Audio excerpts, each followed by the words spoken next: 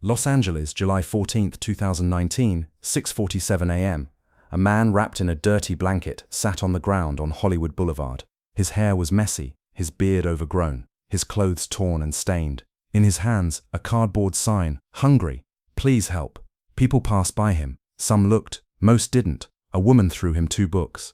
A man yelled at him, "Get a job." A young person gave him water, but nobody, absolutely nobody, truly looked at his face, because if they had, they would have recognized the NBA's king, LeBron James, and this 72-hour experiment would change LeBron forever. The idea came to LeBron 6 weeks earlier, on a late night in late May 2019. The Lakers had just finished a disappointing season. LeBron's first year in Los Angeles had been marred by injuries, drama, and missing the playoffs for the first time since 2005. The media was brutal. Sports talk shows questioned whether he was still elite. Social media mocked him relentlessly. Even some Lakers fans were turning on him. LeBron was sitting in his home theater at 2 a.m., unable to sleep, scrolling through Twitter, something his therapist had told him to stop doing, but he couldn't help himself. The tweets were vicious. "LeBron is washed. King of missing the playoffs. Should have stayed in Cleveland. Worst Lakers signing ever." But one tweet caught his attention. It wasn't about basketball. It was from a homeless advocacy organization. There are 59,000 homeless people in LA County. That's more than the population of many cities. They walk past you every day. Do you see them? Do you really see them? LeBron sat up. He thought about his drive to Staples Center for games. The route took him past Skid Row, where hundreds of tents lined the streets. He'd seen them from his car window, but had he really seen them? Had he ever truly looked at the people living there? Or were they just part of the Los Angeles landscape, something he glanced at and then forgot about? The tweet bothered him. LeBron had grown up poor, not homeless but close. He knew what it was like to struggle, to not know where the next meal would come from, to feel invisible and forgotten by society. But that was decades ago. Now he was a billionaire. He lived in a Brentwood mansion worth $37 million. He drove cars worth more than most people's houses. He wore watches that cost more than a year of rent. Had he forgotten what it felt like to be powerless, to be ignored, to be invisible? The thought kept him awake all night. And by morning, an idea had formed. A crazy idea. An idea his agent would hate, his publicist would try to stop, and his wife Savannah would think was dangerous. But an idea that LeBron couldn't shake. He wanted to experience homelessness, not as LeBron James, billionaire athlete, but as an anonymous person on the streets of Los Angeles. No cameras following him, no security team protecting him, no media documenting it for positive press. Just him, alone, experiencing what 59,000 people in his adopted city experienced every single day. For the next 6 weeks, LeBron planned in secret. He couldn't tell most people. They'd try to stop him or leak it to the media, which would defeat the entire purpose. He told only 4 people: his wife Savannah, his longtime friend and business partner Maverick Carter, a documentary filmmaker named Marcus Reed, who he'd known since high school, and a homeless outreach social worker named Patricia Williams, who could ensure his safety while respecting the authenticity of the experience. Savannah was terrified. "Bron, this is dangerous. You could get hurt. You could get robbed. And Patricia knows the streets. She'll be checking on me. I'll be safe. But I need to do this. I need to understand." Understand what? What it's like to be invisible, to be someone everyone walks past without seeing, to be powerless. "I grew up poor, Savannah, but even then, I had basketball. I had hope. I had a path out. What about the people who don't have that? I need to know what that feels like." The plan was simple but detailed. LeBron would spend 72 hours, 3 full days and nights, living on the streets of Los Angeles. He would start on Hollywood Boulevard, one of the most trafficked areas in the city, where thousands of tourists and locals passed by every hour. He would have no money, no phone, no identification, just the clothes on his back and a cardboard sign asking for help. Marcus would film from a distance with hidden cameras, capturing everything but never interfering. Patricia would check on him periodically, blending in as another outreach worker to ensure he was physically safe. But otherwise, LeBron would be completely alone, experiencing exactly what homeless people experience: invisibility, vulnerability, hunger, fear, and the daily struggle for survival. The disguise was crucial. LeBron couldn't just throw on a hood and sunglasses. He was too recognizable, too tall, too distinctive.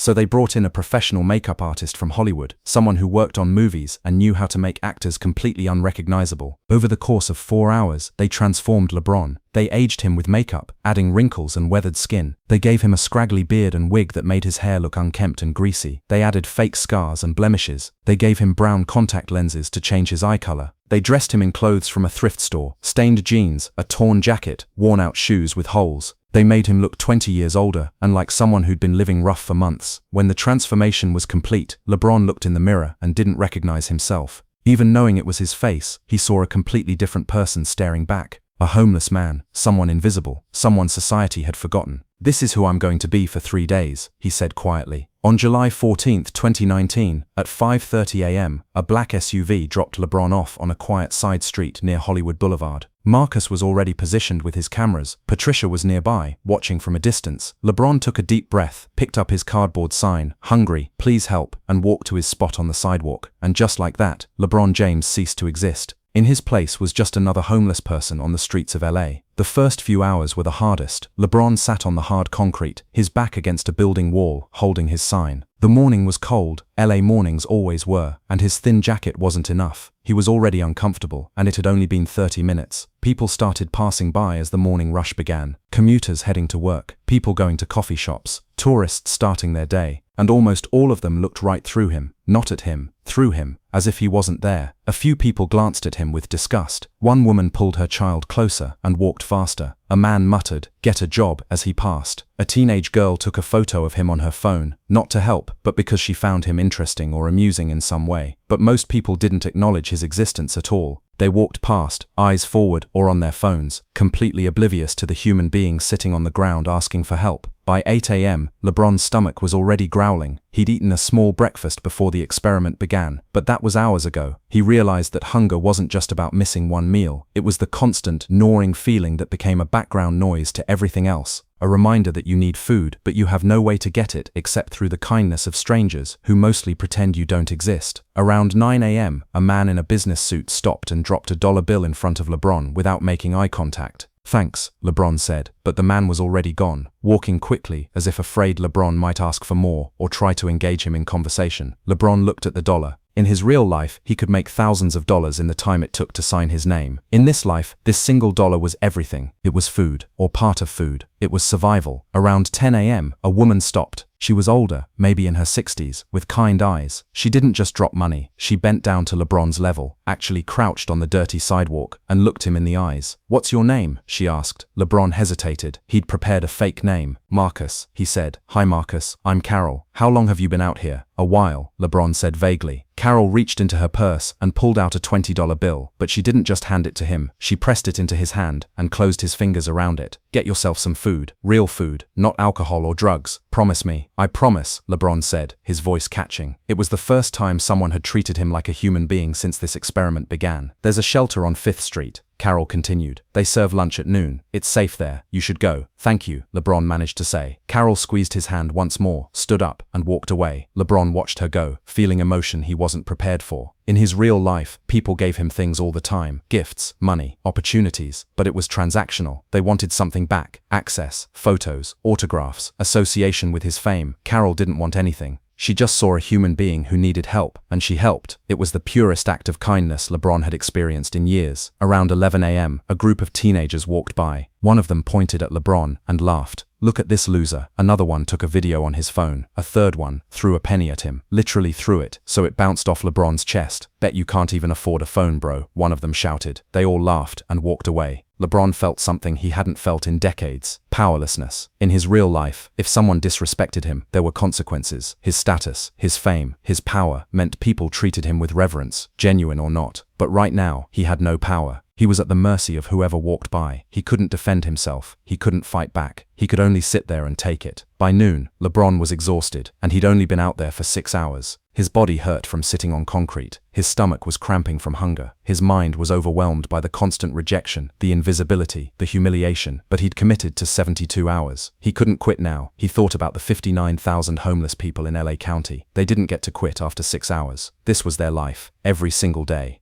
LeBron used Carol's $20 to buy food from a dollar menu, cheap burgers and fries that he ate sitting on the sidewalk because he had nowhere else to go. The food tasted incredible despite being objectively terrible, because he was genuinely hungry for the first time in decades. As the afternoon wore on, LeBron observed the other homeless people around him. There was a man about 50 feet away who talked to himself constantly. A woman with a shopping cart full of belongings who guarded it fiercely. A younger guy, maybe mid-20s, who played guitar for money. He was actually quite talented, but most people walked past him too. Around 4 p.m., LeBron worked up the courage to talk to the guitar player during a break. "You're really good," he said. The young man looked suspicious at first. Homeless people learned not to trust easily, but then softened. "Thanks man, you play." "Used to," LeBron lied. Different life. Yeah, the young man said knowingly. We all had different lives before this. His name was Danny. He'd been on the streets for 8 months. Before that, he'd been a music teacher at a high school in Orange County. Then he'd gotten sick, pneumonia that turned into a hospital stay he couldn't afford. He lost his job while recovering, lost his apartment because he couldn't pay rent.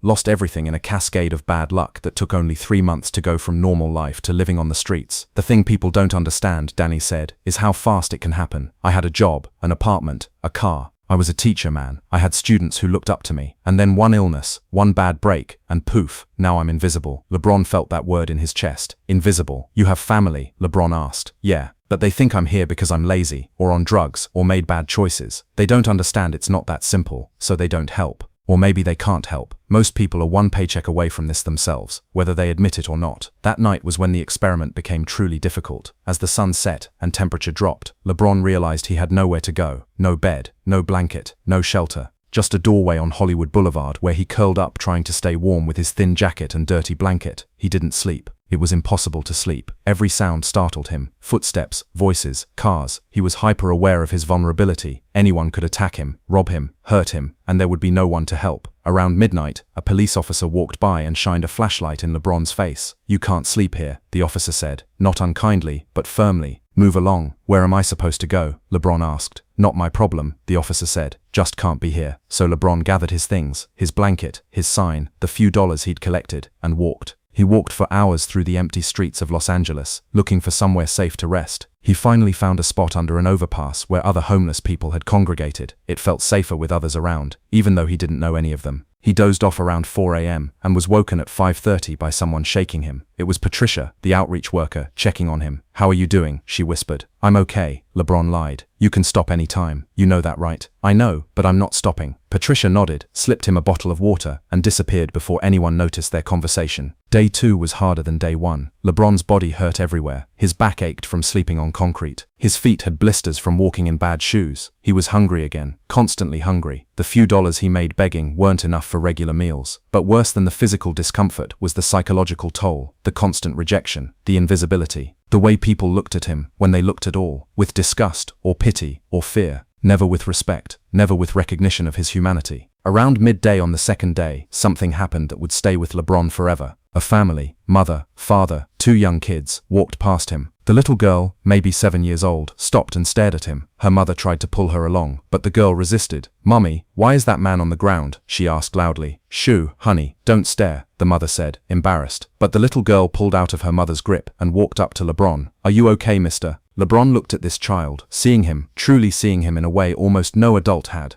I'm hungry, sweetheart, he said honestly. The girl immediately turned to her parents. Daddy, can we give him our snacks? The father looked uncomfortable. The mother looked concerned, but the little girl's compassion was too pure to ignore. The father finally nodded. The girl ran back to her parents, grabbed a bag of chips and an apple from their backpack, and brought them to LeBron. Here you go, mister. I hope you feel better. Thank you, LeBron said, his eyes welling with tears. You're very kind. The family walked away, the mother scolding the girl gently about talking to strangers. But that little girl had done something most adults couldn't. She had seen a human being in need, and helped without judgment, without fear, without conditions. LeBron ate that apple slowly, savoring every bite. It wasn't about the food, it was about the dignity of being seen, of being treated with kindness, of being reminded that he was still human. That afternoon, LeBron witnessed something that changed his perspective even more. He saw a fight break out between 2 homeless men over a spot on the sidewalk. It was vicious and desperate. One man was clearly mentally ill, shouting incoherently. The other was trying to defend his territory. People walked past without intervening. Police eventually came and broke it up, arresting both men. LeBron realized these weren't just homeless people, a monolithic group that society lumped together. These were individuals with stories, with mental illnesses, with addictions, with bad luck, with disabilities, with trauma. Some were veterans, some were former professionals, some were teenagers who'd aged out of foster care, some were fleeing domestic violence. They were all invisible for different reasons, but they were all human beings who deserved dignity. The second night was worse than the first. LeBron found a spot in an alley, but he was woken at 2 a.m. by someone trying to steal his blanket. He fought them off, but the incident left him shaken. He didn't sleep the rest of the night. By morning of day 3, LeBron was at his breaking point. He was filthy. He hadn't showered in 3 days. He smelled. His clothes were stained and torn. His body hurt everywhere. He was exhausted, hungry, scared, and emotionally depleted. But he'd committed to 72 hours. He had one more day. On that third day, something happened that LeBron would never forget. A man in an expensive suit walked past him, looked at him with disgust, and spit on the ground near him. "Worthless," the man muttered. LeBron felt rage unlike anything he'd experienced. In his real life, that man would never dare disrespect him. In his real life, LeBron had power, status, respect, but right now he was powerless, and that powerlessness burned. But then LeBron realized something profound. This was what millions of people experienced every single day. Not just homeless people, but anyone society deemed less than. The poor, the disabled, the marginalized, the forgotten. They lived with this disrespect, this invisibility, this lack of basic human dignity every single day of their lives. LeBron had grown up poor, but he'd escaped through basketball. His talent had given him power, wealth, respect. But what about all the people who didn't have that escape route, who were just as valuable, just as human, but didn't have the gifts or opportunities or luck to rise above their circumstances? Around 3 p.m. on the third day, LeBron's experiment came to its planned conclusion. Marcus, the filmmaker, gave him a subtle signal. The SUV was waiting around the corner. It was time to end this and return to his real life. But LeBron didn't want to leave yet. He sat there for another hour, just observing, just experiencing, just being present with this reality that he would leave but 59,000 others wouldn't. Finally, at 4:17 p.m. on July 17, 2019, exactly 72 hours after it began, LeBron stood up, gathered his few belongings, and walked to the waiting SUV. He got in, and Marcus drove him home in silence. LeBron stared out the window at the city he thought he knew, realizing he'd never truly known it at all. When LeBron got home, Savannah was waiting. She gasped when she saw him. Even knowing it was makeup and costume, he looked rough. They removed the disguise, and LeBron showered for 45 minutes, scrubbing away the dirt and grime and smell of the streets. But he couldn't wash away what he'd experienced, what he'd learned, what he'd felt. That night, LeBron couldn't eat. His chef had prepared his favorite meal, but his stomach couldn't handle rich food after 3 days of barely eating. Instead, he ate plain rice and toast, and even that felt like too much. He couldn't sleep in his bed. It was too soft after sleeping on concrete for 3 nights. He ended up on the floor of his bedroom, wrapped in a blanket, trying to process everything. For the next week, LeBron barely spoke. He was processing trauma. That's what his therapist called it. He'd voluntarily experienced trauma to understand what others experienced involuntarily every day, and it had fundamentally changed him. The footage Marcus had captured was extraordinary. 72 hours of LeBron, one of the most famous people on earth, being completely invisible. People walking past him without a glance, a woman throwing money at him like he was a parking meter, a man spitting near him, teenagers mocking him, police moving him along, but also moments of unexpected kindness. Carol, the older woman who saw him as human, the little girl who shared her snacks, a homeless veteran who shared his spot under a bridge, a street musician who shared his music and his story. LeBron watched all the footage twice, and then he made a decision that would change the trajectory of his life and legacy. He decided to use this experience, this footage, this revelation, to actually do something, not just raise awareness. Awareness wasn't enough. Action was needed. Real, sustained, meaningful action. In August 2019, LeBron quietly launched the I Am More Than initiative. He didn't announce it with a press conference or social media campaign. He just started doing the work. The initiative focused on 3 things. First, affordable housing. LeBron invested $50 million of his own money to create transitional housing in Los Angeles. Not shelters, but actual apartments where homeless individuals and families could live with dignity while getting back on their feet. Places with real beds, kitchens, privacy, security. Second, employment programs. LeBron partnered with businesses across LA to create job training and placement programs specifically for people experiencing homelessness. Not just minimum wage jobs, but real opportunities for skilled employment with benefits and growth potential. Third, humanization. This was the part that meant the most to LeBron. He wanted to change how society saw homeless people, not as invisible, not as problems to be avoided, but as human beings with stories, dignity, and value. LeBron never publicly revealed that he'd spent 72 hours homeless. He wanted the focus to be on the issue, not on him. The documentary footage Marcus captured was edited into a powerful film, but it was released without identifying LeBron as the subject. People who watched it just saw a homeless man's perspective. They had no idea they were watching one of the most famous athletes on earth. The initiative grew. Other athletes joined. Business leaders contributed. Celebrities donated and volunteered. Within 2 years, the program had helped over 3,000 people transition off the streets and into stable housing and employment. But LeBron's personal transformation was equally profound. The way he moved through the world changed. He made eye contact with homeless people now, really looked at them, saw them, acknowledged their humanity. He kept cash in his pocket specifically to give directly to people asking for help.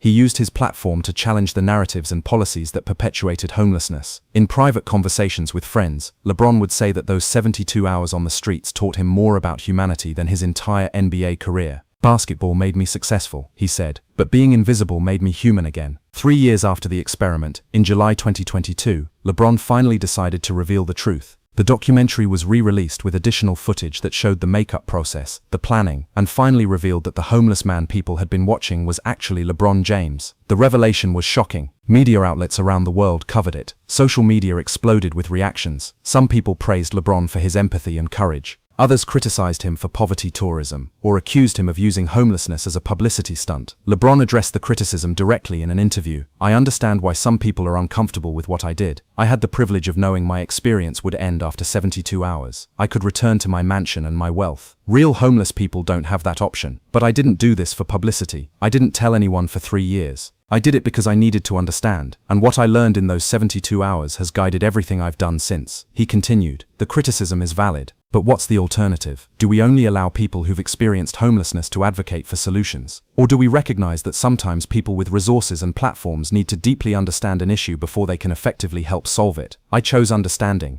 And I've spent the last 3 years taking action based on what I learned." The little girl who gave him the apple, she was found through the viral release of the footage. Her family was identified, and LeBron invited them to meet with him. He thanked her personally for reminding him of humanity's capacity for kindness. Carol, the older woman who treated him with dignity, was also located. LeBron set up a scholarship in her name for students studying social work because she embodied the compassion the world needed more of. Danny, the street musician, was offered a job teaching music in LeBron's I Promise school. He accepted, finally getting back on his feet and returning to what he loved most, teaching kids music. The teenagers who mocked and threw things at LeBron were never publicly identified. LeBron insisted on that. They were kids being cruel because society teaches us that homeless people are less than human. He said, "I don't want to ruin their lives. I want them to learn and grow and understand that everyone deserves dignity." Today, the I Am More Than initiative is one of the most successful homeless assistance programs in California. It's housed thousands of people, created hundreds of jobs, and fundamentally changed the conversation about homelessness in Los Angeles.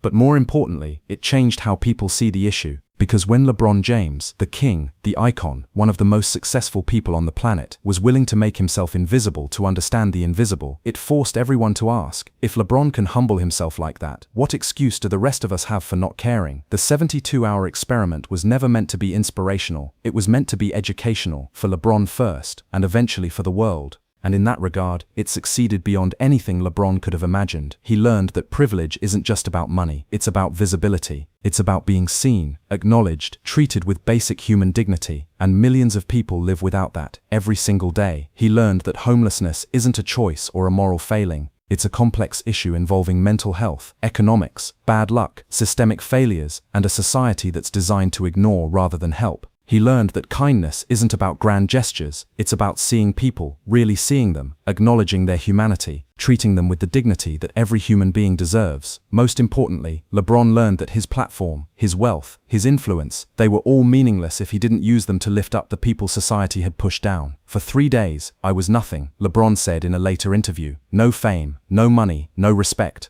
Just a man sitting on a sidewalk asking for help. And most people treated me like I literally didn't exist." That's the reality for millions of people. And now that I know that reality, I can never unknow it. I can never just walk past someone experiencing homelessness without seeing them, without acknowledging them, without helping if I can. Those 72 hours changed me more than any championship, because championships made me successful. But being invisible, truly invisible, made me empathetic. And empathy is what the world needs most. The documentary ends with LeBron returning to Hollywood Boulevard, dressed as himself, with cameras following him. He visits the same spot where he sat for 72 hours. A different homeless person is sitting there now, a woman with a sign asking for help. LeBron walks up to her, sits down next to her on the dirty sidewalk and says, "Hi, what's your name?" The woman looks shocked that someone, especially someone famous, is talking to her. "Sarah," she says quietly. "Hi Sarah, I'm LeBron, tell me your story." And LeBron sits there for the next hour, on the sidewalk of Hollywood Boulevard, just listening, really listening, seeing Sarah not as a homeless person or a problem or someone to avoid, but as a human being with a story, with dignity, with worth, because that's what he learned in 72 hours of being invisible, that every person matters. Every story matters, every life has value, and now he would spend the rest of his life making sure others knew that too. The experiment ended after 72 hours, but the lessons, those would last forever.